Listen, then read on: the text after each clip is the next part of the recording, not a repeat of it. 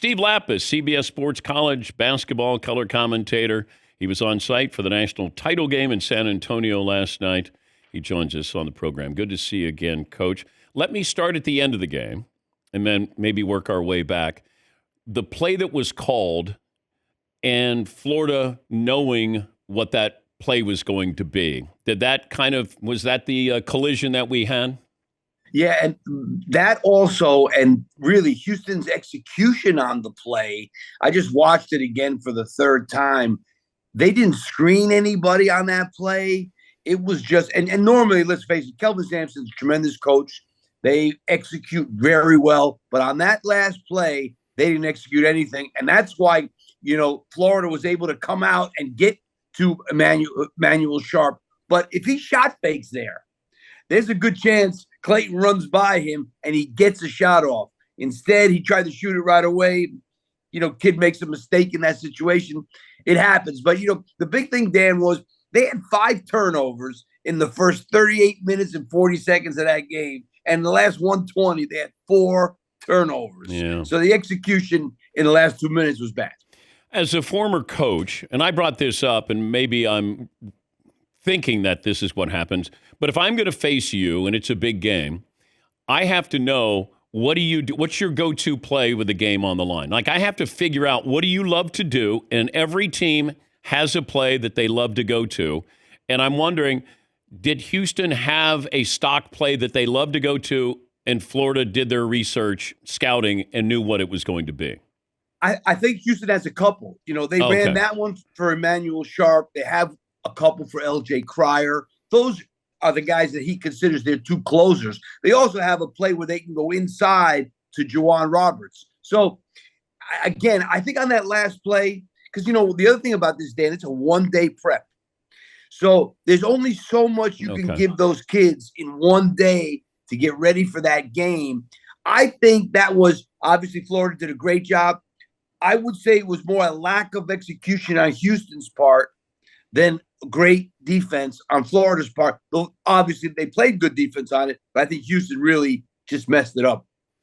Yeah, that's a great point. I also brought up, this was during the regular season, maybe it was the SEC tournament, and I said that if you win the SEC, it's like winning the national championship.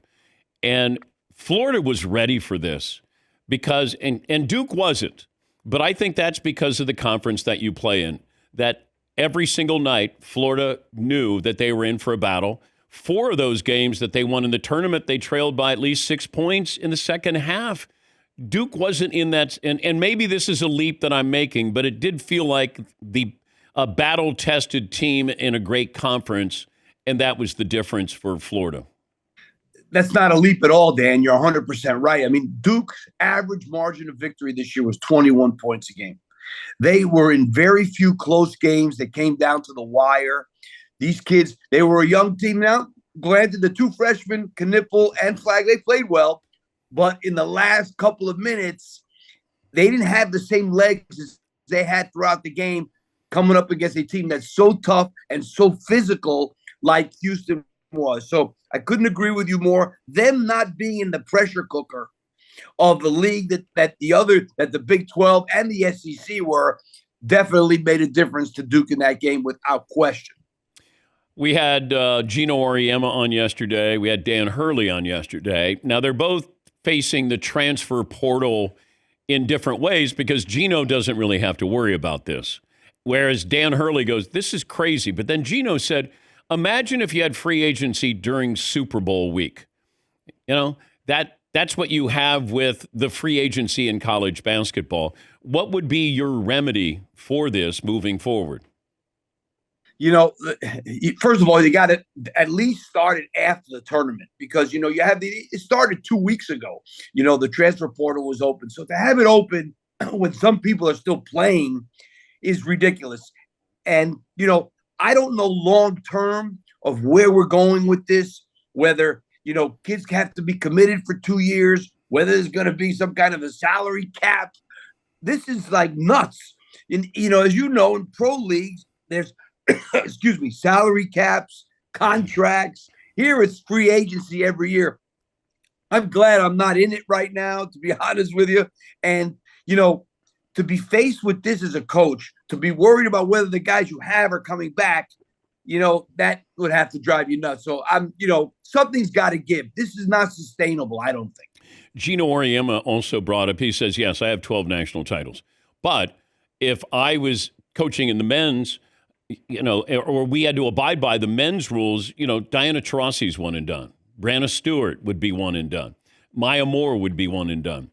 So if you were going to look at the model that women's basketball has and you put that with the men, John Wooden had all those players who stayed. Coach K for a long period of time had guys who stayed.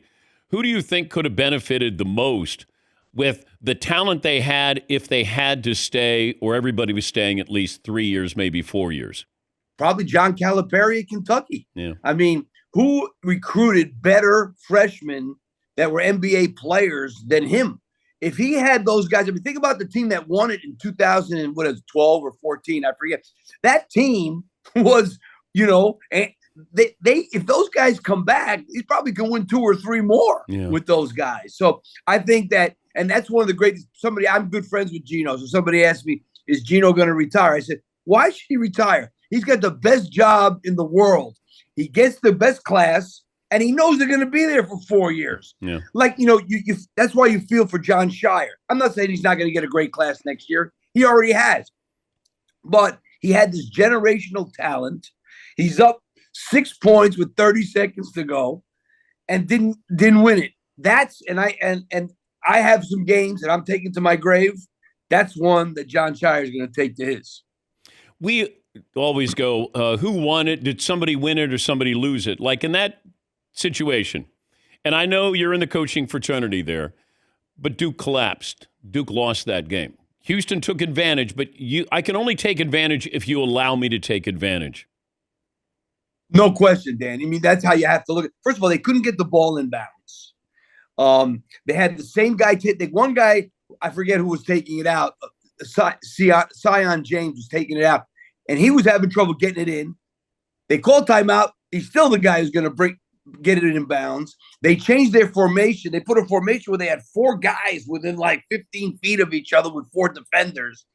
Yeah, I think that they definitely gave it away. Yes, Houston took advantage. Houston made the plays. They got the offensive rebound dunk. Yes. But Duke definitely, and John Shire knows that. And that's why it's going to eat him up, just like it's going to eat up Kelvin Sampson, that on those last 2 possessions, they don't get a shot. You feel, all right, we get a shot, we miss, we run something good, we miss it. We miss it. Okay, fine. But to not get a shot, that's the thing that eats you up. What's the worst way to lose? I mean, the worst way to lose is that's why I felt bad for both Kelvin Sampson and John Shire. Those were 2 really bad ways to lose because you felt like it was on you. You had this game won. Both those teams, it's one of, I had games in my career where when the game ended, I said, how did we lose that? And I also had games where I said, how did we win that? So, I mean, it does work both ways. And I think both those games, Kelvin Sampson has to say, how did we lose? And John Shire has to say, how did we lose? So when you don't execute, don't get a chance, and you give things away, you don't get beat. Like you said, Duke, they gave it away. They didn't get beat. Yeah, they got beat, but they gave it away. They gave the opportunity. It wasn't back and forth. They made one more shot than us. We lost. That's it. Okay, but if you're Houston, you don't get a shot off, or you're Houston and you don't box out Lorenzo Charles against NC State, which way is more painful for you if you're coaching? I think it's more. I think in the Lorenzo Charles thing was a little bit of luck because it's an air ball, and it's not the easiest thing to box out on an air ball. Don't get me wrong. He should have been. There should have been a body on him, but that was like a fluke.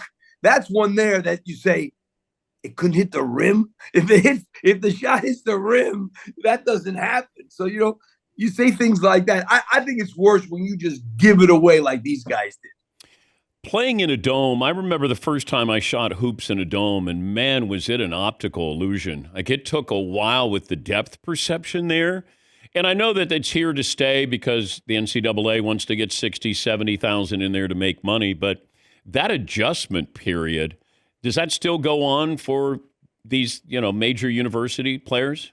It's not as talked about as much now that we've been playing in domes for so long. But certainly when it first started, whatever it was, 12, 13 years ago, it was a factor. And it gets talked about a little bit. I know we talked about it with Kelvin Sampson. We were at the Indianapolis Regional with him. And, he just felt like we got to get these guys in here. They're going to shoot as many as they can. But both teams are in the same situation. So you try not to talk about it. Great to talk to you, Coach. And we look forward to next year so we can have you back on to talk college basketball. I love being on with you, Dan. Thank you very much. That's Steve Lappas. He coached at Manhattan and Villanova and UMass and works for CBS during the tournament.